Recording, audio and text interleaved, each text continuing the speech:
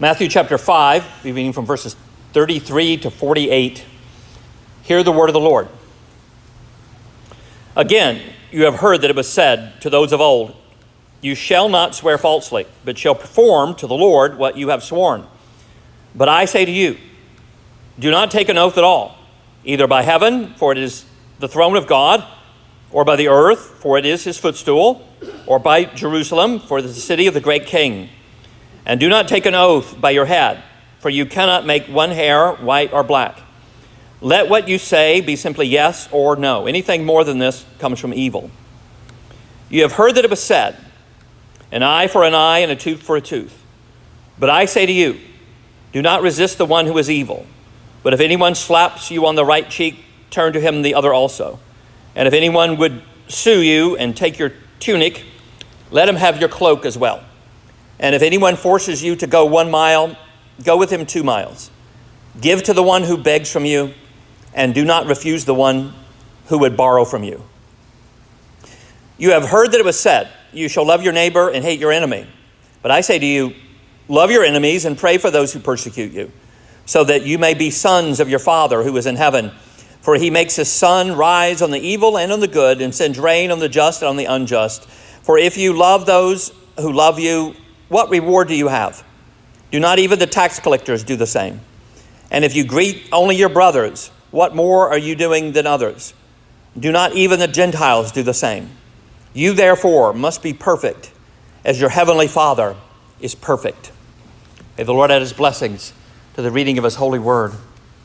Well, what's your goal? Do you want to be rich, successful, be somebody?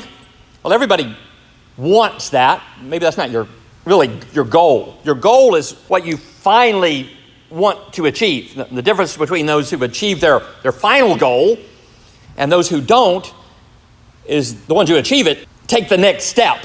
They have little goals along the way, mini goals to get to the big goal. Nick Saban, now called the best college football coach of all time, told his players to, quote, trust the process, by which he meant pay attention to the very next step. You go through the process. You pay attention to what you're going to do next. The next play, the next workout. You don't think, wow, what I'm going to do at the championship game.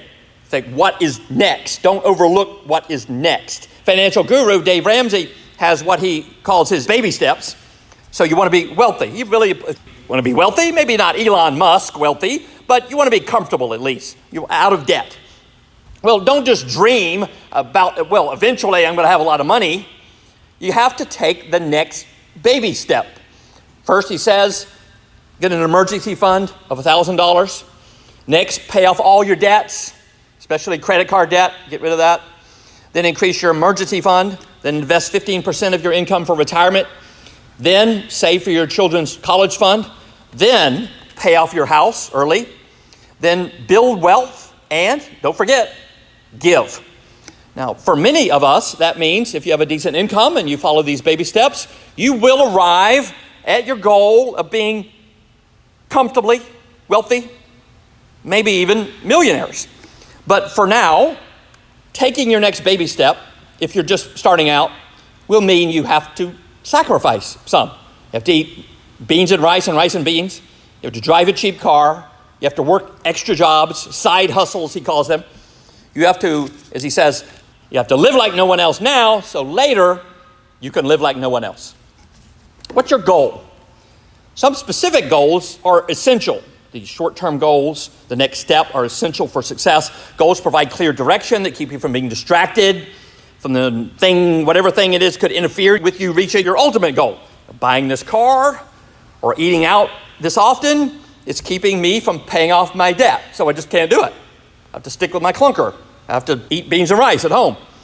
Goals provide measurable targets to keep you on target. For instance, instead of simply wishing to get fit, kind of ambiguously, I'd like to be in better shape, set a goal, maybe of running a 5K in under 30 minutes by next spring. For your career, you might want to resolve to enhance your skills by completing a certification course, getting a degree, achieving some project. Maybe in your business, you might want to expand your customer base, provide delivery, do more advertising, set up a second branch across the town. Specific goals, baby steps, help you break down your larger aspirations, your ultimate goal, into attainable steps so you don't go off course and miss your goal. If you don't have any goals, just kind of live every day for what can I do today to have fun, you'll probably end up somewhere in life where you can't have much fun anymore. What are your goals? Well, if you're here, and you probably have spiritual goals.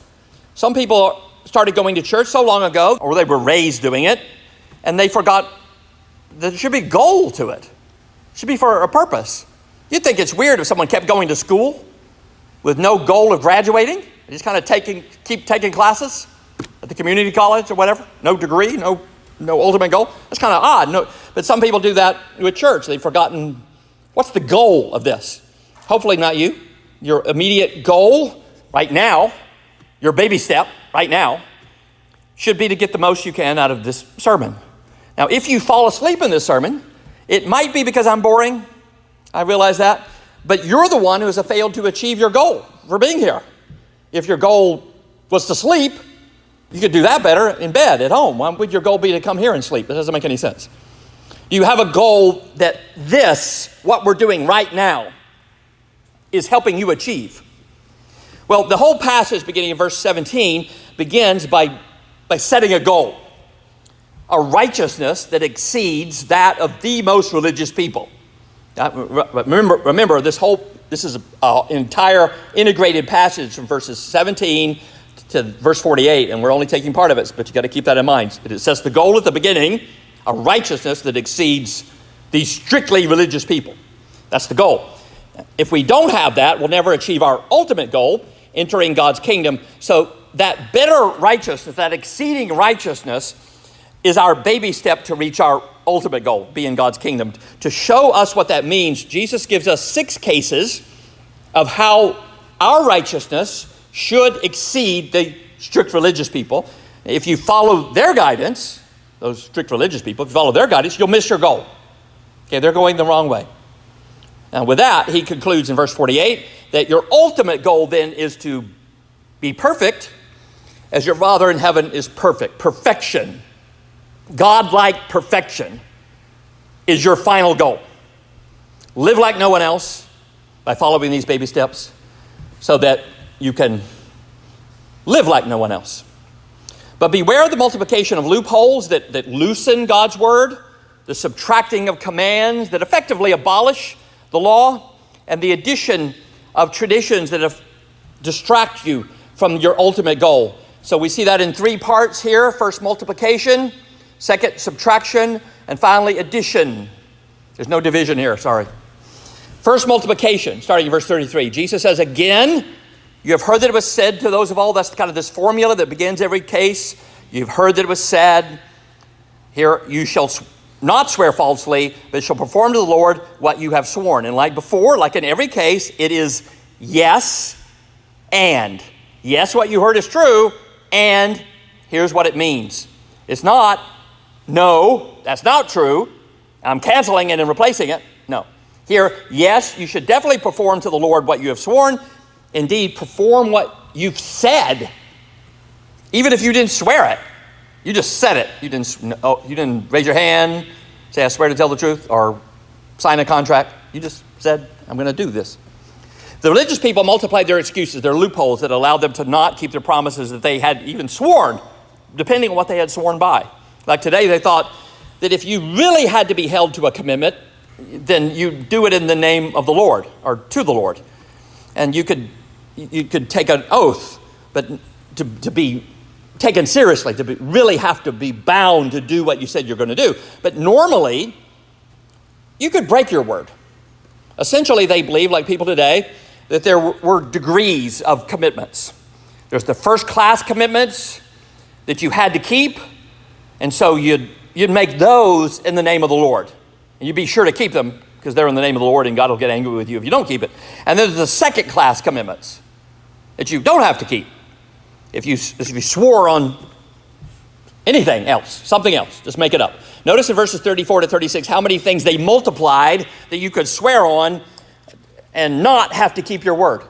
You can swear on heaven, you can swear on earth, you can swear on Jerusalem, you can swear on your own head, and it's all okay. None of those are binding. I don't know how that worked effectively. Someone came to me, I swear on my head that car is great. Okay, I'm pretty sure you're not telling me the truth, but whatever, that's what they did. Now, today some say that their marriage vows have to be kept, but their commitment to serve maybe as a deacon or a church member or basically anything, they can just kind of blow it off. It's second class. This is meaningless commitments. They're, yes, I'll do one thing in their wedding vow. That's the first class. And that's different than their, I'll do that other thing. Come mow the grass or whatever for you. That's a second class commitment. And just never mind that. The truth is, of course, that such people probably won't keep their wedding vows either if they're under pressure because they're not people of integrity. You don't suddenly become a promise keeper with your marriage vows if you're not one otherwise. This is probably why Jesus mentions promise keeping, integrity, right here, right after adultery and divorce. Remember, adultery, less adultery, then divorce, and now it's oaths. There's an order to that. Being a person of integrity, a promise keeper, is key to not being an adulterer. Here in verse 37, the Lord calls us to keep our word no matter what we swear on, or if we don't swear at all. If we just say, yes, I'll do it, or no, I'm not going to do that. No, I'm not taking your money illegitimately, wrongly. Let what you say be simply yes or no, because that's enough if you're a person of integrity. After all, the goal of a commitment, whether a marriage vow or just a simple yes, I'll be there, is to keep the commitment, right? We make commitments when we feel like making them for the goal of keeping them, even if we don't feel like keeping them. So every commitment you make is as if it were made with a solemn vow or a signature on a contract. In verse 37, Jesus says, anything more than this, anything more than the yes or no, a vow, a contract, comes from evil. Now, that doesn't mean necessarily it's evil to sign the contract or make a vow or an oath, but the reason people ask you to do it is because of evil. It comes from evil. We have oaths, sworn statements, contracts for the same reason we have locks on our doors, because there's evil in the world, right? We know that. We know we just leave our door unlocked. There are some people out there who will just walk in our house and take things out. There's evil out there. So locks come from evil. So in the same way, we ask people sometimes to sign contracts or make a vow because we know that there are some people out there who can't be held to their word, who know they won't be punished for it, will break their word. It comes from evil. So oaths come from evil. And it may be the evil of society that doesn't trust people saying just yes or no, unless they're threatened with punishment or for their perjury or just being sued for breaking a contract. Or maybe it's the evil of our own hearts that multiplies excuses for breaking commitments. People think, I didn't vow it to the Lord. I didn't vow it in the name of the Lord, just on my own head or just to that person, so I can break it. And Jesus says that's evil. I didn't expect the situation would change like this. That when I made that pledge to give $50 a month to that missionary, I didn't know I'd see that sweet new ride I really got to have. Or when I vowed to love until death do us part, I didn't know she'd be so hard to get along with. Which just probably means that I'm so hard to get along with. God says in Psalm 15 that the one who dwells with him is the one who swears to his own hurt, even if it's going to hurt, who keeps his word even when it hurts, even when I have to sacrifice that new car I'd love to have, but I can't because I pledged the money, or even when the marriage is hard, swears to his own hurt and does not change even when it hurts. Here Jesus is correcting traditions which had multiplied loopholes for breaking some promises. Jesus rejects the loopholes, that all those loopholes are wrong, and insists that promises must be kept. Since that is the case, a disciple need not, if we're following Jesus, we need not swear by something to be reliable. Oaths for the believer are rendered unnecessary, not unlawful. I mean, we can do them if in this world. We brought to court and the judge makes us raise our hand and swear. We can do it, I think. But that shouldn't make us any more honest or more trustworthy, because we're always trustworthy. because we're always honest, right? So a baby step toward the goal of the kingdom, of being in the kingdom of God, is that your word can be relied on without any need for further guarantees. And this is very important for this church. It's really for any congregational church. What is it that gives us a right to call ourselves a church? To preach the word, to serve the Lord's Supper like we just did, to baptize people, to do discipline. What gives us that right? Is it a succession of bishops that we can trace back to Jesus? No. It's not a denomination that endorses us as a legitimate franchise that came along and said, yes, this is a legitimate church. It's our commitment, our covenant. Jesus said, 2 or 3 of you are gathered together in my name. In other words, to follow him, to do what he said, to be his disciples. We gathered for that purpose. So that's our commitment to do that, to God and to each other, to be a gathering in Jesus' name. And that commitment is expressed in a particular covenant. The covenant isn't just a relic of the past that most Baptist churches have forgotten why they have it, which is true, they often have, but it's not really that. It's a concrete expression, like the wedding vows are a concrete expression of the commitment that holds the couple together. Church covenant is a concrete expression of the essence of what constitutes us as a church. And if our commitment to that covenant is meaningless, if there's no tie that binds us, if we're people of no integrity that say we believe something, are committed to people, and we're really not, we just kind of walk away. If it's not really our goal to keep it, then we have no covenant, and then we have no right to call ourselves a church. And Baptists in the past understood this back when your word is your bond. A man is only as good as his word.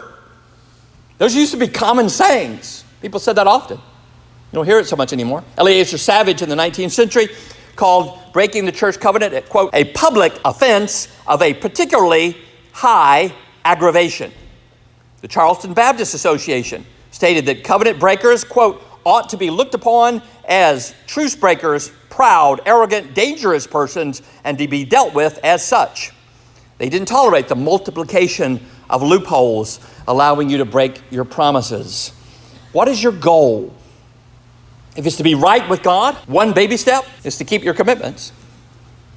Second, subtraction. Now the religious people, they subtracted from what God has revealed. Jesus says, starting in verse 38, you have heard that it was said, an eye for an eye and a tooth for a tooth. In Exodus 21 and Leviticus chapter 24. Leviticus chapter 24 verse 17 says in full, quote the whole thing, if anyone injures his neighbor, as he has done, it shall be done to him.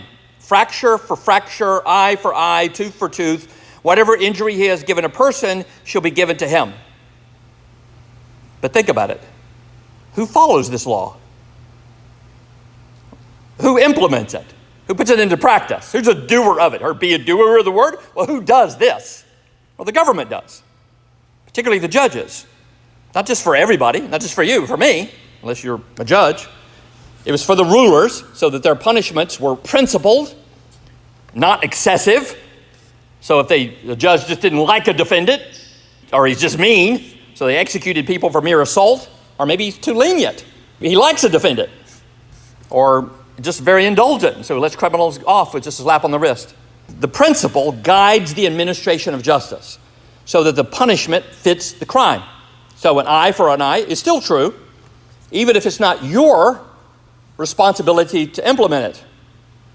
This is what in Reformed theology is called the second use of the law. Reformed theology is excellent at categorizing and at making everything sound boring. Just amazing at that. Reformed theologians have a gift for making things sound incredibly boring. But they're right, I think, and in this case, that in God's Old Testament law, there were 3 uses, 3 goals for the law. First, the evangelical use of the law to make us see that we've sinned, that our righteousness isn't good enough, that we're not perfect. And so seeing that, now we cry out for mercy. Have mercy, Lord, and are saved. And the law then is what Paul calls a schoolmaster who leads us to Christ, who shows us our sin so that we flee to Christ for salvation. That's the first use of the law. Second is the civil use of the law. That is, it's the laws for the government to be led by. You're setting up a government. What's going to guide your laws, the administration of justice? Well, God's law should.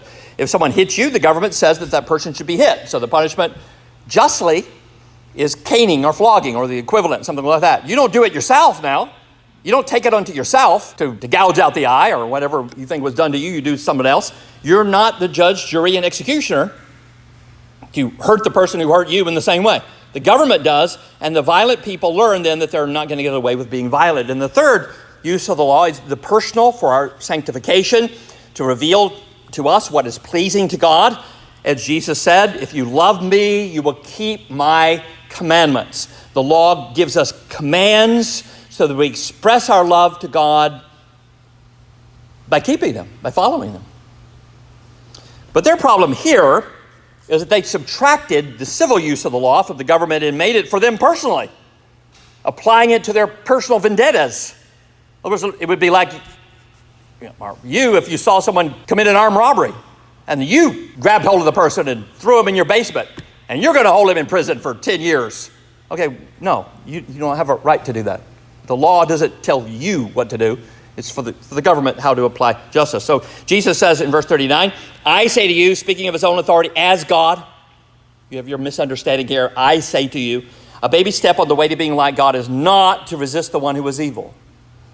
Here comes this famous saying, turn the other cheek. Right? Now the government should punish them for slapping you on the cheek, but you don't take it on yourself to do it. You turn the other cheek. If they sue you, give it to them. If they want your shirt, give them your jacket too. If an occupying soldier, an occupying army, a soldier from that, marching through your country, forces you to carry his pack for a mile, carry it too.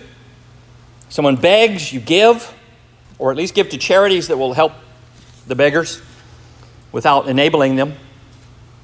If our goal is to have that righteousness that exceeds the religious people, that is to be like God, we'll have to be rid of the attitude, I'm not going to let anyone push me around. I'm going to hold on to my rights. It's costly to reach the goal. And we might ask, even if I have to lose my eye or my hand for the Lord, surely not my dignity. Just how much will the Lord ask of me? How much will this goal cost me? Oh, it'll cost everything. Eyes, hands, slaps, coats, an extra mile, even your dignity, everything. Now, this is more complicated in our day because we now have a say in the government. Now, in their day, an eye for an eye, a tooth for a tooth, that's the government, and there's me. I follow Jesus' teaching, and really there's no overlap between them. The king and his appointed judges implements an eye for an eye and a tooth for a tooth. Me, I don't. It's out of my hands. But in our day, it's different. So we have to know both. We have a say in the government by our voting, by our serving on juries, or by expressing our opinion on what are the policies of the government, what they should be. Now today, some very confused people, they subtract from the use of the law, just like the Pharisees, except the Pharisees acted like everything was civil. Their own personal behavior was guided by what were actually laws for the government, as if they had the right to implement an eye for themselves. Whereas confused people today, like the Anabaptists, subtract the civil laws and act like Jesus abolished the law that said an eye for an eye and a tooth for a tooth. Right? That's what they're thinking here. They're thinking, you've heard that was said an eye for an eye and a tooth for a tooth, but they're thinking he's canceling it and he's replacing it. No, he said specifically when he started this section, remember? I am not canceling, I'm not abolishing the law and the prophets. Anyone loosens them, he is least in the kingdom of God. So he is not doing that, but still it is so prevalent, this confusion about particularly this teaching of Jesus that's just so common out there that people are led astray by it. Just in the last election, someone wrote that it was wrong for Christians to vote for leaders, like for president, who would hate their enemies for them. Well, you're confused, writer.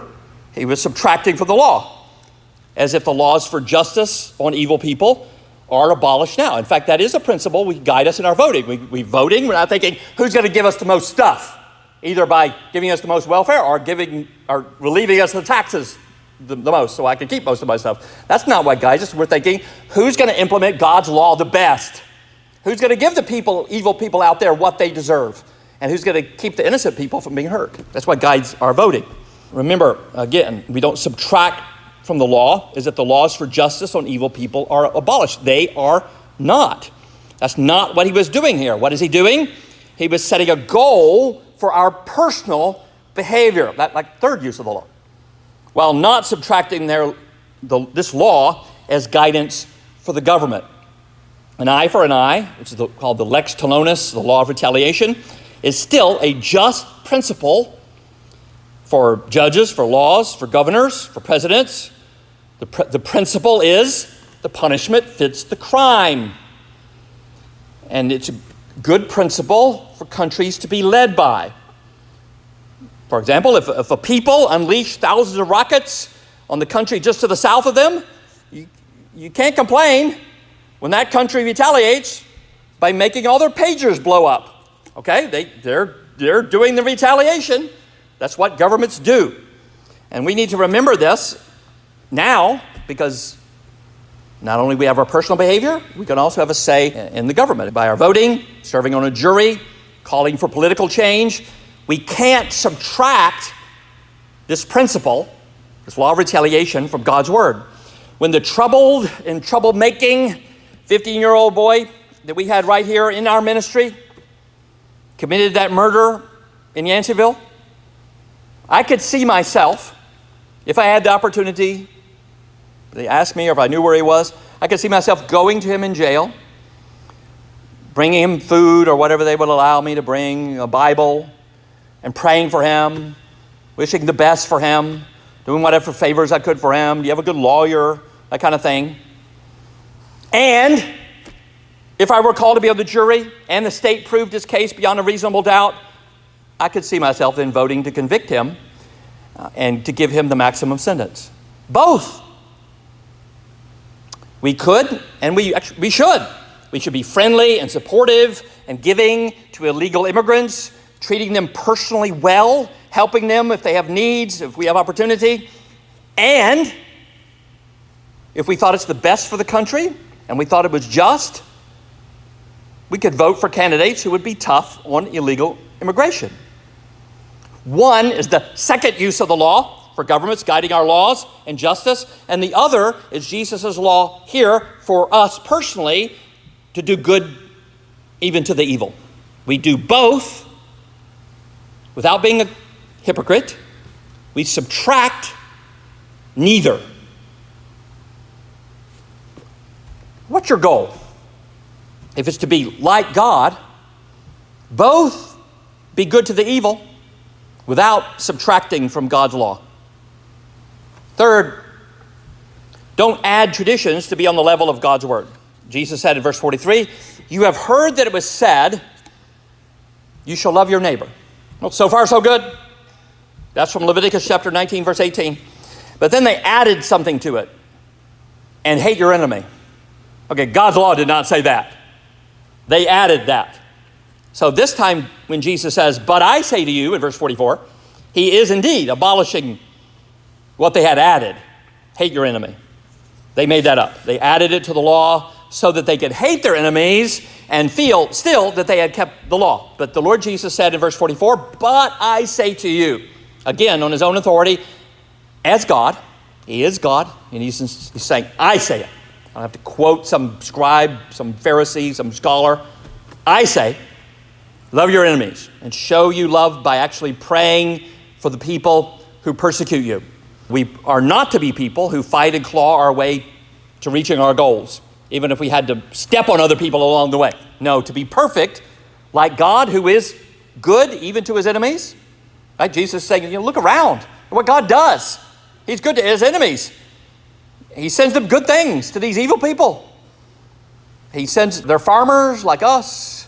He sends them sunshine so their crops can grow. He sends them rain so they can grow, so they can live.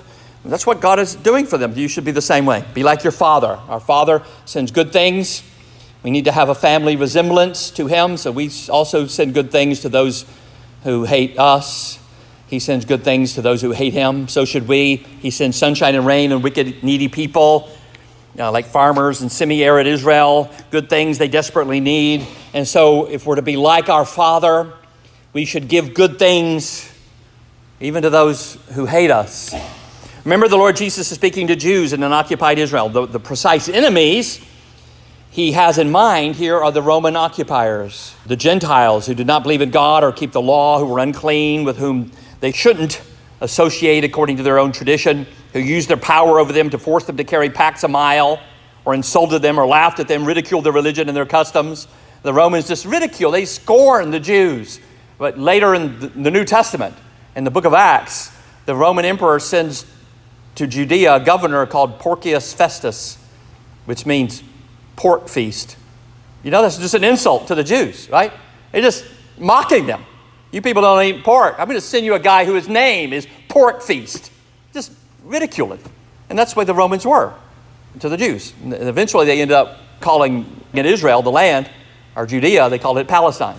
The Romans did that to insult the Jews. That's how we got using the word Palestine for that land to this day. Many of the Jews couldn't wait because of that, because they were insulted, were God's chosen people. They couldn't wait to get back at them and overthrow them and cut their throats. And the Pharisees told them that it was permissible to think that way, that they could indeed hate their enemies. But the Lord Jesus here tells them that to be righteous, to be different from the Gentiles, who just like them, love their own kind of people. The Romans love them, each other, fellow Romans, and he tells us the same today. Be friendly and giving with people who are different from you, who make you feel uncomfortable with the way they dress or talk, who may at first treat you rudely, disrespectfully, who don't care at first about you or your feelings. And if you're just nice to people who are nice to you, that's nothing. Everybody does that. Be nice to people who are different, who are insulting to you, who sag their pants. What do you do? I hate that. Are you going to love them? And then maybe they insult you. You're going to continue. There's nothing different, nothing righteous about just, well, we like our kind of people, just like us. Right? Just know how to dress, know how to talk right. There's nothing godlike about that. Everybody does that. The pagans do that. To show grace to the ungracious. Well, that's amazing. That is the extent that righteousness will demand from you. I agree with the great commentator John Stott that perhaps no man in modern times lived this call to love our enemies better than Martin Luther King Jr. He had his house bombed. He lived day by day for 13 years under the constant threat of death. He was stabbed, he was punched, he was jailed over 20 times. He told his enemies, quote, "We shall match your capacity to inflict suffering with our capacity to endure suffering. Do to us what you will, and we shall continue to love you." They did to him what they will, and he was killed at the age of 39. That's the price to be paid. You may lose an eye or a hand, a jacket, your dignity, or even your life. How much are you willing to sacrifice to reach your goal? To be right with God, to live in his kingdom. Are you willing to live like no one else now, so you can live like no one else, or except the other saints, later?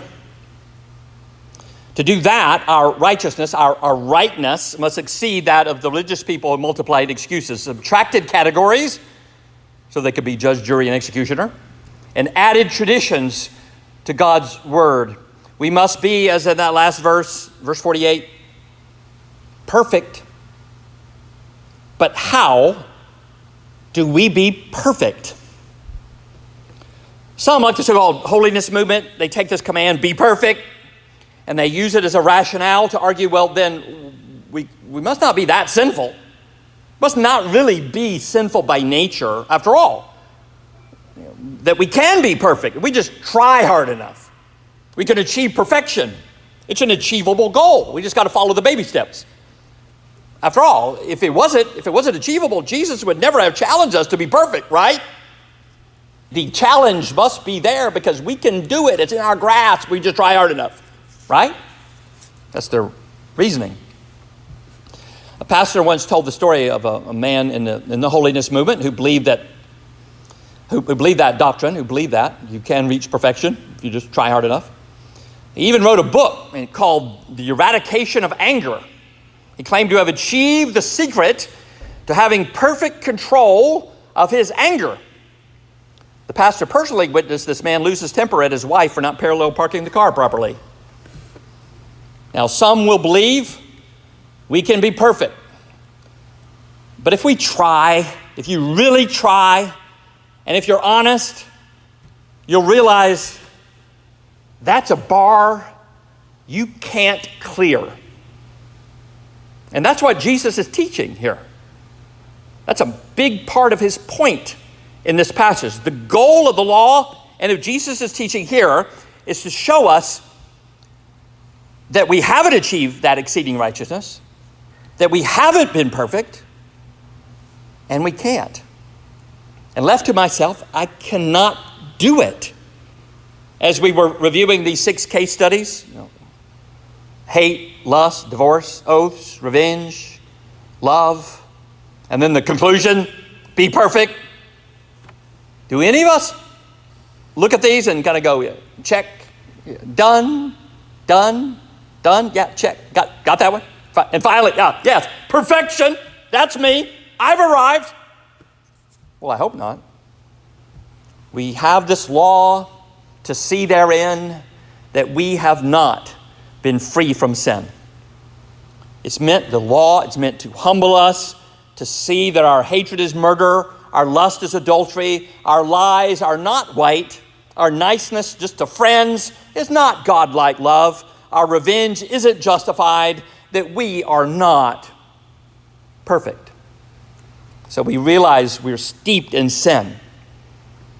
Our goal is to be perfect, but we know now that we haven't done it. So that knowledge humbles us, devastates us, fills us, as we mentioned earlier, with that godly grief. And so it makes us cry out, wretched man that I am, who will rescue me from this body of death? And the Holy Spirit whispers the answer. Thanks be to God through Christ Jesus our Lord. There is therefore now no condemnation for those who are in Christ Jesus. And finally, we see our perfect Savior. The best example, the perfect example, is the preacher of this sermon himself, the preacher of the Sermon on the Mount. He had perfect control over his anger. It's not that anger itself is sinful. Jesus was angry at times at the money changers in the temple and the hypocrites who made burdens for people too hard to bear, but he never sinned in that anger. He was in control of it. He kept his commitment even when it hurt. He committed to do the Father's will, and he kept that all the way to the cross where it hurt. He turned the other cheek when he was slapped and beaten, even though he had all the power to retaliate. He let the soldiers take his clothes. He let them force him carry his own cross. He chose not to resist evil. He chose to let a pragmatic Roman governor, self-serving Roman governor, and the religious hypocrites to do to him what they willed. Do to me what you will, and I will continue to love you. He even let them take his life, and he did all that so that he could be the perfect sacrifice for those who were his enemies. His hand never caused him to sin, but he held it out to let a spike be driven through it. And about those who drove those spikes through his sinless hands, he prayed, Father, forgive them, for they know not what they do. He gave up finally his life because as the Son with his Father, he sought to do good to those of us, to us who were his enemies. He was what he now calls us to be. perfect.